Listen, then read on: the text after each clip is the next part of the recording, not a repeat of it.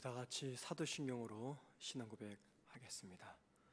전능하사 천지를 만드신 하나님 아버지를 내가 믿사오며 그 외아들 우리 주 예수 그리스도를 믿사오니 이는 성령으로 잉태하사 동정녀 마리아에게 나시고 본디오 빌라도에게 고난을 받으사 십자가에 못 박혀 죽으시고 장사한 지 사흘 만에 죽은 자 가운데서 다시 살아나시며 하늘에 오르사 전능하신 하나님 우편에 앉아 계시다가 저주서 산 자와 죽은 자를 심판으로 오시리라. 성령을 믿사오며 거룩한 공예와 성도가 서로 교통하는 것과 죄를 사하여 주시는 것과 몸이 다시 사는 것과 영원히 사는 것을 믿사옵나이다. 아멘. 511장 찬양하겠습니다. 찬송가 511장입니다.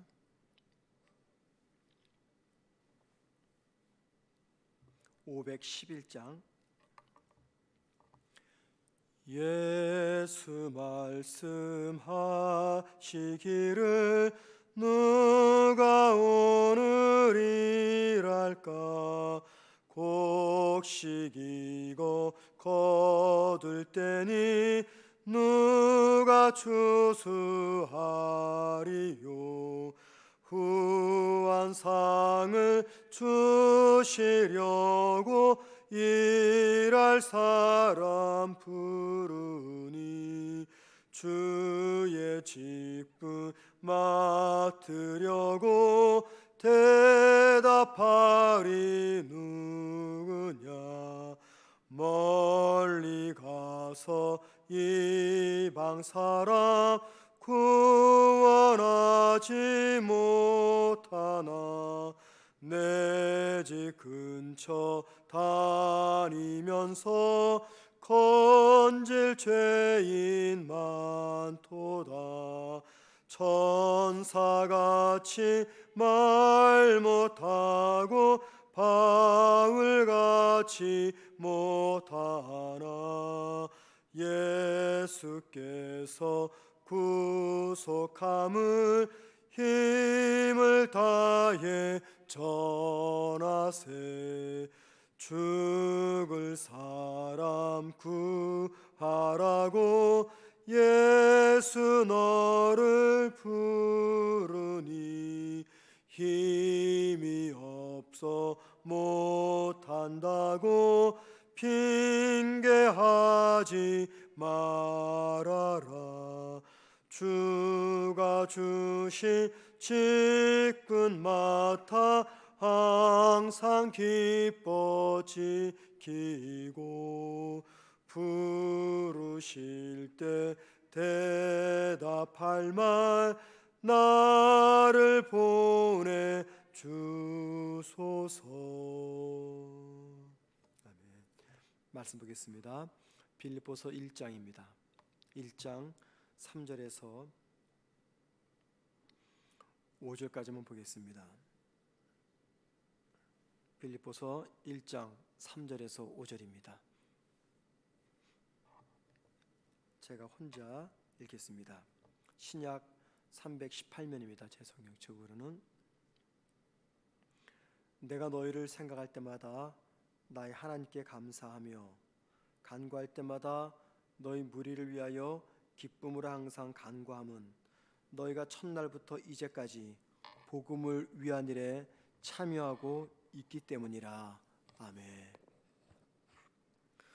우리는 어제까지 빌립보서 1장 1절과 2절 말씀을 가지고 빌립보서라는 편지를 보내는 발신자인 바울과 또 편지를 받아보는 수신자였던 빌립보 교회 성도들에 관해서 말씀을 생각했습니다. 그리고 그 당시 편지의 형식에 맞춘 바울의 첫 인사에 대해서 생각해 보았습니다. 바울은 편지 서론에 해당되는 인사말을 다 마친 다음에 이제 드디어 오늘 본문 3절부터 편지 본론 부분으로 돌아갑니다. 자, 바울이 편지의 본론을 어떤 말로 시작을 할까요? 3절 말씀 보니까 우리말 성경에는 내가 너희를 생각할 때마다 이렇게 기록되어 있습니다. 그런데 성경 원문, 헬라 원문 성경을 보면은 3절 첫 마디는 이렇게 시작하지 않습니다. 우리말 번역이 문장상이 매끄럽게 하기 위해서 이렇게 기록해 나왔지 원문을 보면은요, 3절은 제일 먼저 내가 감사합니다라는 말로 시작을 합니다. 자, 바울이 편지 본론 부분을 많은 말들이 있는데 그 중에서 내가 감사합니다라는 이 감사의 고백으로 시작한다는 것은 우리에게 의미하는 바가 대단히 큽니다. 왜냐하면 바울이 현재 이 편지를 쓰고 있는 상황은요, 특별히 감사할 조건이 없기 때문입니다. 여러분, 감옥에 갇힌 사람에게 무슨 감사거리가 있겠습니까? 더더욱이 지금 바울의 감옥에 갇힌 지가 2년째입니다. 2년째 감옥에 갇힌 채 로마 황제의 재판을 기다리고 있습니다. 로마 황제 앞에 가서 재판을 받을 때 그 기회를 얻어서 복음을 전할 수 있을지, 아니면 그냥 유죄 판결을 받아서 계속해서 감옥에 갇힐지 알 수 없는 상황을 지금 2년간 감옥에서 보내고 있습니다. 그러니까는 지금 바울의 상황은 한 치 앞도 내다볼 수 없는 어두운 현실입니다. 특별히 감옥에 갇혀 있는 2년 동안 바울은 자신이 개척하고 세웠던 교회들로부터 힘든 이야기들을 많이 접해 듣습니다. 바울은 죄수의 몸이기 때문에 힘들어하는 교회를 당장 찾아가서 문제를 해결할 수도 없습니다. 그리고 바울은 복음을 전하라는 사명을 받았습니다. 마음껏 자유롭게 전 세계를 누비면서 복음도 전할 수 없는 상황입니다. 개인적으로 볼 때는 바울이 절대 감사할 수 없는 상황입니다. 그런데 바울은 첫 마디가 내가 감사합니다 라는 말로 이 빌립보서의 서론을 시작하고 있습니다. 바울이 감사할 수 없는 상황에서 감사했던 이유가 무엇 때문일까요? 바울은 3절에서 자신이 감사했던 이유를 언급합니다. 3절에 이렇게 말합니다. 내가 너희를 생각할 때마다 나의 하나님께 감사하며 라고 말합니다. 바울이 감사할 수 없는 감옥에서 감사했던 첫 번째 감사의 조건은요, 다름 아닌 빌립보 교회 성도들이었습니다. 그리고 4절 말씀 보면 바울의 그 감사는 곧 기쁨의 기도로 바뀝니다. 4절 보세요. 간구할 때마다, 즉 기도할 때마다 그 말이죠. 내가 너희 무리를 위하여 기쁨으로 항상 간구함은, 바울은 빌립보 교회 성도들 때문에 감사와 기쁨으로 하나님께 기도합니다 라고 말합니다. 자, 그리고 이제 5절과 6절에서 바울이 구체적으로 감사했던 이유가 무엇인가를 두 개를 말합니다. 오늘은 시간상 5절 말씀만 한번 보겠습니다. 5절 다 같이 봅니다. 빌립보서 1장 5절입니다. 너희가 첫날부터 이제까지 복음을 위한 일에 참여하고 있기 때문이라. 바울이 감옥에서 감사했던 이유는 빌립보 교회 성도들 때문이었습니다. 그리고 빌립보 교회 성도들 때문에 감사했던 이유는 그들이 첫날부터 이제까지, 즉 지금까지 복음 전파 사역에 동참하고 있기 때문이다 라고 말합니다. 자, 5절 말씀 보면 첫날부터 이제까지라는 말이 있습니다.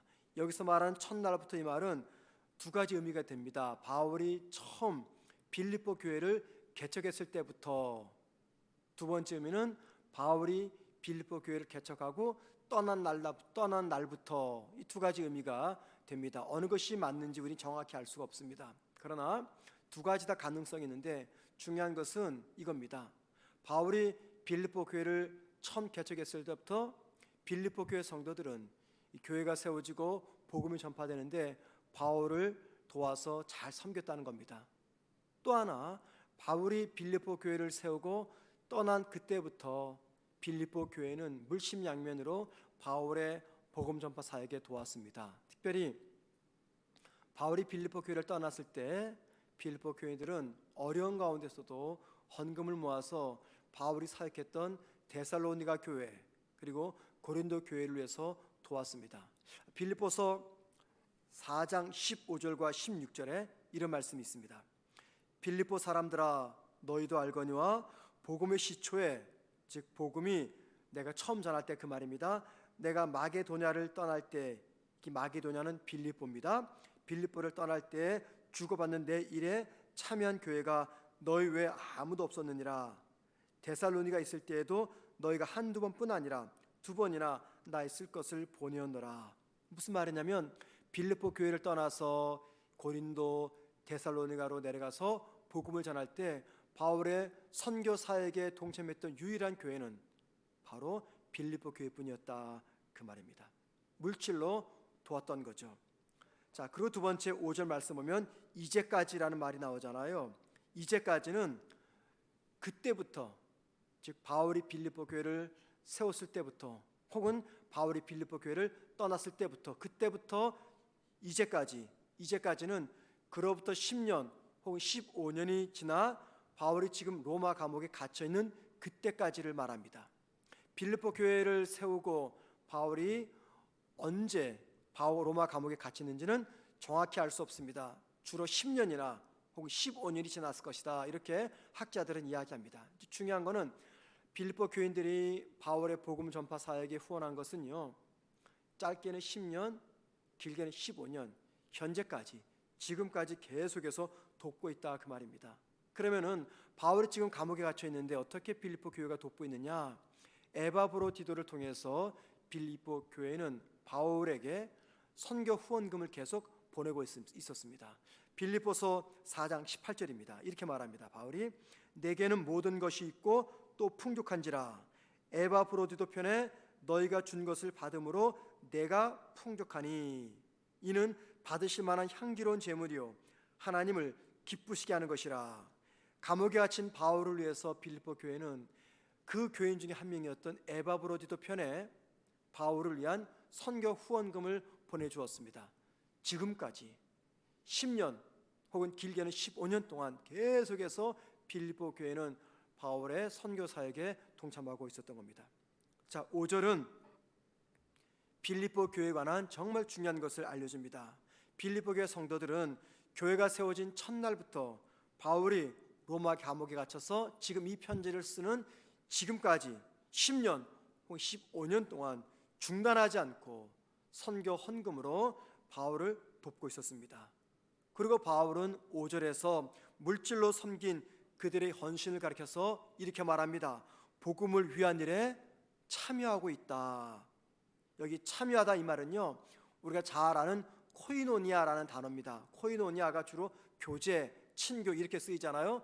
그런데 코이노니아는요, 동역하다, 동참하다, 그런 의미도 있습니다. 그래서 여기 우리말에는 참여하다, 이 말은요, 다른 말로 말하면 동역하고 있다, 그 말입니다. 이 말은 빌립보 교회 성도들은 물질적인 후원으로 바울의 복음 전파의 동역자로 사역하고 있었다, 그 말입니다. 여러분, 이 말은 중요한 것을 알려줍니다. 지금 빌립보 교회는요, 바울 개인을 도운 것이 아닙니다. 바울 개인을 도운 것이 아니라 하나님 나라 확장을 위한 하나님의 사역자로서 바울의 동역자로서 동참하고 있었던 겁니다. 따라서 바울이 빌립보 교회 성도들의 선교 후원에 감사하며 기뻐하는 이유는 단지 그들로부터 선교 물질 후원금을 받았기 때문이 아닙니다. 그들이 자신과 함께 지난 10년 혹은 15년간 지속적으로 복음을 전하는 선교 사역에 동참하고 있었기 때문입니다. 단지 바울이 물질의 후원을 받아서 기뻐한 것이 아니에요. 빌립보 교회 성도들이 자신과 함께 지난 15년 동안 이 복음의 전파 사역에 동참하고 있었기 때문입니다. 심지어는요, 고린도후서 8장 1절과 4절 말씀 보면 빌립보 교회에 대단히 어려운 물질적인 위기가 찾아옵니다. 아마도 성도들에게 큰 어려움이 찾아온 것 같아요. 우리말로 말하면 IMF 그 정도가 되겠죠.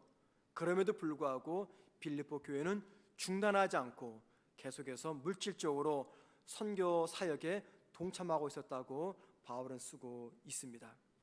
여러분, 빌립보 교회가 세워진 첫날부터 10년 혹은 15년 현재까지 중단하지 않고 지속적으로 바울의 사역에 동참했다라고 하는 것은 대단히 귀한 사역입니다. 왜냐하면 우리가 1년이나 혹은 2, 3년 혹은 넓게는 5년 반짝하면서 도울 수가 있습니다. 5년간 동역할 수가 있어요. 그러나 10년을 넘어 15년까지 지금까지 시간은 10년, 15년이지만 현재까지죠. 처음부터 현재까지 중단하지 않고 지속적으로 선교 사역에 동참하거나 헌신하거나 누구를 돕는다는 것은 이게 절대 쉽지가 않습니다. 마음이 뜨거운 감정이 올라올 때는요, 한두 번 그럴 수 있습니다. 저는 그런 예를 목회자다 보니 많이 겪었습니다.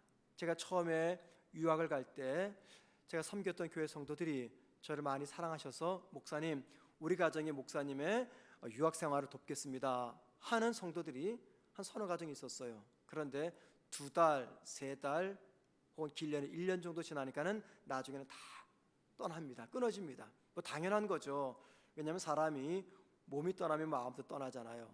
자주 봐야 되는데 이 못 보니까 이 마음도 사라지는 거죠. 그런데 여러분, 그 가운데서도 한 가정이 있었습니다. 현재 일산에 살고 있는 참 귀한 집사님 가정인데, 부부인데 많은 액수는 아니었습니다. 10만 원이었습니다. 10만 원을 처음부터 끝까지 제가 유학 생활을 마치고 돌아오는 12년간 한 달도 거르지 않고 10만 원씩을 매일매일, 그 과정 속에 그 집이 사업하는 집안인데 개인 사업이었습니다. 위기도 있었고 어려움도 있었습니다. 부도 직전에도 가고, 그럼에도 불구하고 한 달도 거르지 않고 매일매일 10만 원 큰 액수는 아니잖아요. 그러나 또 어찌 보면 큰 액수입니다. 그를 제가 유학 생활을 마치고 돌아오는 12년간 계속해서 섬겼습니다. 그 10만 원이 없어도 우리 죽지 않았습니다. 그런데 그 10만 원 속에 담긴 그분의 그 마음과 기도와 정성이 저와 저희 가정에 큰 위로와 감동을 주었던 거죠. 자, 그런 의미에서 볼 때 이 빌립보 교회 성도들의 중단하지 않는 지속적인 후원은요, 대단히 귀한 사역이었습니다. 한국 교회가 다 그런 것은 아니지만, 이 교회가 재정적으로 어렵게 되면 제일 먼저 끊는 게 선교사님들의 선교 후원입니다. 그리고 후원 중단 요청을 받게 되면, 통지를 받게 되면 선교사님들은 교회를 향해서 왜 중단합니까? 라고 하는 항의 한마디 하지 못하고 그냥 갑작스러운 중단을 받아들여야 됩니다. 그 이유는 선교사님을 후원하는 교회는요, 갑의 위치가 되고 후원을 받는 선교사님들은 을의 위치가 되기 때문입니다. 그런 관계를 생각하면 너무너무 속상합니다. 선교사님들은 한국 교회와 성도를 대신해서 목숨 걸고 가족과 함께 정말 위험한 곳에서 복음을 전하는데 왜 이런 관계가 형성되는가? 어찌 보면 하나님의 나라 관점에서 볼 때 선교사님이 갑이고 후원하는 교회가 을이 되어야 되는데 이게 바뀌어버린 겁니다. 물론 후원을 갑자기 취소할 수밖에 없는 한국 교회의 힘든 현실도 무시할 수가 없습니다. 그런데 선교지에서는 단돈 10원도 조달할 수 없는 선교사님들에게 한국 교회 후원은 마치 생명을 끊는 것과 같습니다. 가족을 데리고 위험한 선교지에서 사역하는 선교사님들의 이 재정적인 어려움까지 더한다면 어떻게 마음 편히 복음을 전할 수가 있겠습니까? 여러분, 복음을 땅끝까지 전하라, 이 사명은 우리 선교사님들만 받은 것입니까? 결코 아닙니다. 모든 성도들, 그리스도인들에게 주어진 사명입니다. 그런데 우리의 사정이 여의치 않으니까 우리 먼 선교지까지 못 갑니다. 대신에 우리의 일터를 통해서 얻은 수입과 그리고 기도를 통해서 그분들의 사역에 동참함으로 하나님의 지상 명령을 감당할 수가 있는 것이죠. 자, 그런데 이때 중요한 것이 있습니다. 그것은 다름 아닌 지속성 혹은 일관성입니다. 지속성을 유지하는 것. 한국에서 후원하는 금액이 너무 적은 소액이라 할지라도 선교 현장에서는요, 그 소액은 한 영혼을 주님께로 인도하는 데 요긴한 도구가 될 수 있습니다. 문제는 뭐냐면 일관성과 지속성입니다. 할 수만 있다면 선교 사역을 위해서 우리 교회와 성도님들이 적극적으로 참여했기를 간절히 소망합니다. 먼저는 기도 시간에 선교사님들을 위한 도구 기도가 중단되면 안 됩니다. 아울러 선교사님들이 마음 편히 사역할 수 있도록 우리 모두가 재정적으로 동참해야 됩니다. 교회가 이 사역을 위해서 이제 조금씩 재정을 더 긴축하고 선교 사역에 동참하려고 노력하고 있습니다. 새벽 예배를 드리는 청년들이 얼마나 많을지, 이 설교를 들을지 얼마나 많을지 알 수 없습니다. 그러나 우리 청년들도 한 달에 한두 잔 커피를 덜 마시고 단돈 10,000원이라도 선교 사역에 동참해야 됩니다. 작년부터 코로나로 인한 셀빌더에 들어졌던 선교 헌금이 대부분 중단되고 있습니다. 물론 계속해서 선교 헌금을 드리는 셀도 있습니다. 당회가 작년에 굳이 강요하지 말자 해서 결정을 했습니다. 그러나 제가 알기로는 셀별로 드리는 선교 헌금이 각 가정으로 따지게 되면 크게 부담이 안 되는 액수라는 이야기를 들었습니다. 할 수만 있다면 각 셀들이 2021년에는 크게 부담이 되지 않는 한 작년에 중단되었던 선교 헌금에 동참하면 좋겠다 생각을 합니다. 저는 지금까지 헌금에 관한 설교를 잃지 하지 않았습니다. 또 앞으로 목회하는 동안에 헌금에 관한 설교를 가급적 하지 않을 계획입니다. 그러나 할 수만 있다면 어떤 특별한 목적을 위해서는 제가 할 수도 있을 것 같아요. 그것이 구제라든가 혹은 젊은이들을 돕는 장학 헌금이라든가 혹은 선교 헌금, 그런 헌금은 제가 여러분에게 강조할 때가 있을 겁니다. 중단되었던 셀 선교 헌금도 다시 시작하면 좋겠다 생각을 합니다.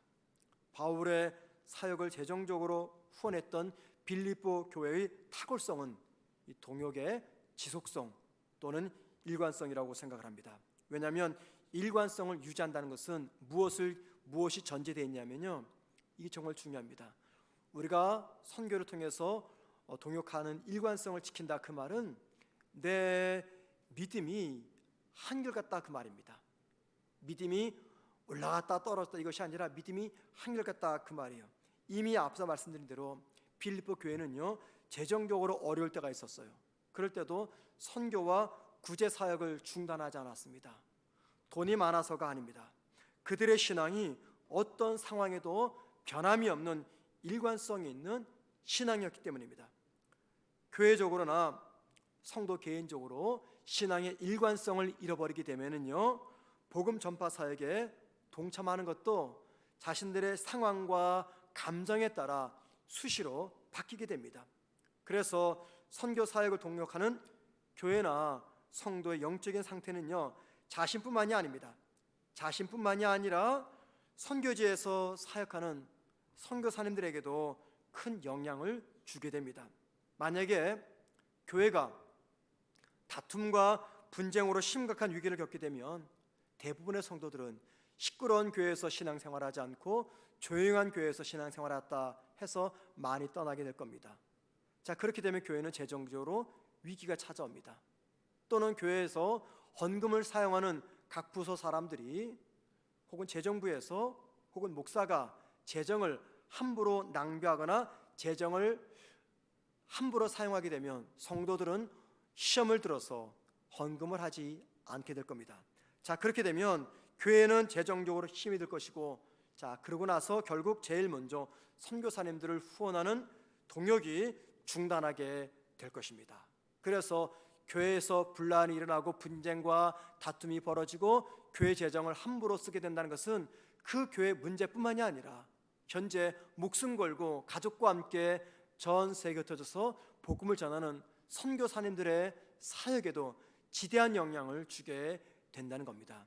자, 그래서 그 교회뿐만이 아니라 하나님 나라 확장을 위해서도 교회는 결코 분쟁과 다툼이 일어나서는 안 되는 겁니다.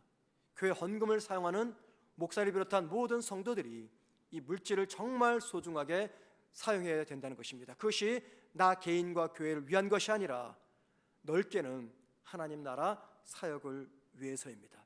따라서 교회적으로나 개인적으로 늘 한결같은 믿음을 유지하는 것이 정말 중요합니다. 그리할 때 복음 사역에도 흔들림이 없이 지속성과 일관성을 가지고 참여할 수가 있게 됩니다. 바울은 지금 빌립보 교회 성도들이 처음부터 지금까지 복음 전파 사역에 동역한 것에 대해서 감사를 하고 있습니다. 이것은 어찌 보면 교회가 세워지고 지금까지 빌립보 교회는 건강하고 아름답게 성장해 왔다라는 것을 입증하는 증거인 것입니다.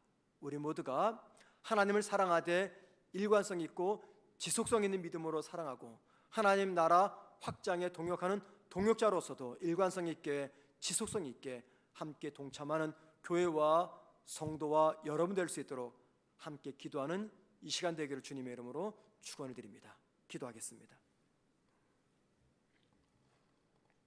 하나님, 지금도 이 시간에 참 위험한 지역에서 어려움을 무릅쓰고 목숨을 걸고 외로움과 고달픔을 다 감당하며 복음을 전하는 우리 선교사님들과 가정들을 기억하여 주옵소서. 하나님, 그들의 선교 사역에 우리 교회가 동역할 수 있는 기회 주시니 감사를 드립니다. 하나님, 우리 교회가 물질적으로 후원하니 갑의 위치라고 생각하지 않도록 도와주시고 우리가 오히려 감당할 수 없는 선교 사역에 동참할 수 있도록 기회를 주신 것에 감사함으로 하나님 앞에 최선을 다해서 선교 사역을 도울 수 있는 교회로 설 수 있도록 도와주옵소서.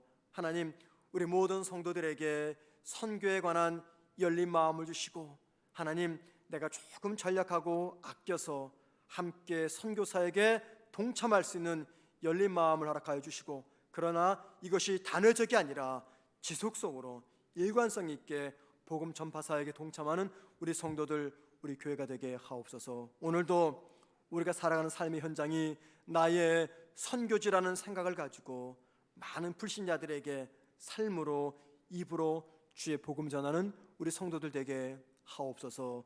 오늘 하루도 살아가는 우리 모든 성도들을 믿음으로 견고하게 붙들어 주시고 힘들거나 아프거나 외로울 때 그 모든 고난을 이겨낼 수 있는 능력을 주님 허락하여 주옵소서. 오늘 하루도 주님과 동행하는 우리 성도들 되게 하옵소서. 예수님의 이름으로 기도드립니다. 아멘.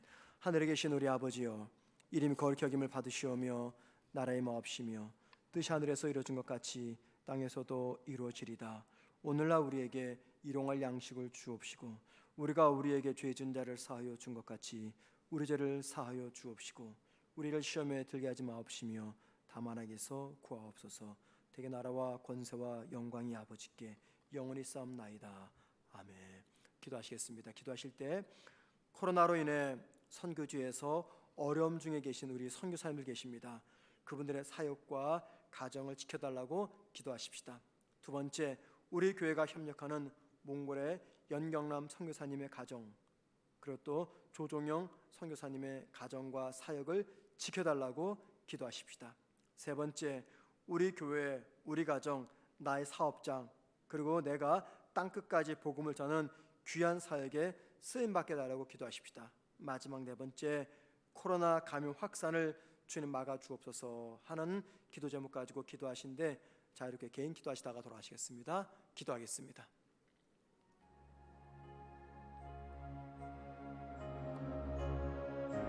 하나님, 코로나로 인해서 전 세계에 흩어져 복음을 전하는 우리 선교사님들이 큰 어려움 중에 있습니다. 선교지를 떠나 잠시 한국으로 귀국하신 선교사님들의 삶이 어렵고 선교지에서 복음을 전하다가 이 재정적인 위기가 찾아와서 후원이 중단돼서 어려움을 겪고 있는 우리 선교사님들 계십니다. 하나님께서 그 모든 분들을 붙드셔서 힘들고 어렵고 외롭지 않도록 주의 은혜로 가득히 채워 주옵소서. 하나님, 한국교회가 모든 교회들이 재정적으로 어려운 가운데 있지만 그래도 힘을 내서 주님의 뜻을 따라 이 복음 전파 사역에 최우선순위로 재정을 사용할 수 있는 열린 마음을 허락하여 주옵소서. 하나님, 우리 교회가 협력하는 몽골의 연경원 선교사님과 태국의 조정영 선교사님을 기억하여 주시옵소서. 하나님, 연세가 많으신 우리 조 선교사님과 또 한국 사람 아무도 없는 곳에서 외롭게 사역하는 연교사님의 가정들을 기억하여 주셔서 그분들이 전하시는 사역을 통해서 그곳에서도 하나님의 나라가 세워지게 하시고 그저 그 땅 사람들이 두 분 선교사님의 사역을 통해서 하나님의 복음으로 바르게 세워주게 하옵소서. 우리 교회, 우리 가정, 나의 사업장, 그리고 내가 땅끝까지 복음을 전하는데 귀하게 쓰임받는 주의 일꾼 되기를 원합니다. 하나님 도와주시고 주님께서 우리에게 무엇을 원하시는지 마음의 문을 열어 성령의 음성을 듣게 하옵소서. 하나님, 코로나 감염 확산을 막아 주시옵소서. 곧 다가온 설 명절을 대비해서 우리가 많은 염려 속에 있습니다. 하나님, 설 명절 연휴 기간 동안에 코로나가 급속히 확산되지 않도록 주님 막아 주옵소서. 교회가 더 이상 코로나 감염 운상지가 되지 않도록 도와주시고 우리 교회와 우리 모든 성도들을 기억하여 주시옵소서. 한 분도 코로나에 감염되지 않도록 주님 붙들어 주시고 보호하여 주시옵소서. 교회에서 모여 새벽 예배, 수요 예배, 금요 기도회, 주일 예배를 드릴 때 성도들의 모임 속에서도 코로나 감염이 되지 않도록 아버지 하나님 특별하신 은혜로 우리 교회를 지켜주시고 한국 교회를 지켜주시고 한국 사회 전체를 주님께서 보호하시며 지켜주옵소서. 하나님, 눈이 많이 왔습니다. 우리 성도들 눈길에 오갈 때 위험한 일 발생하지 않도록 도와 주옵소서. 이 이른 새벽 눈길을 뚫고 주 앞에 나와 기도하는 우리 귀한 성도들의 기도를 주님 기억하셔서 마음과 입술의 기도 속에 하나님께서 응답하시는 귀한 기도가 되게 하옵시며 가정에서 기도하는 모든 성도들에게도 하나님 함께 하심으로 드려지는 모든 기도 위에 주의 은혜가 넘치며 평강과 응답으로 함께 하시는 주의 기도가 되게 하옵시며 우리가 기도하는 이 기도초가 우리 삶의 승부처가 되게 하옵소서.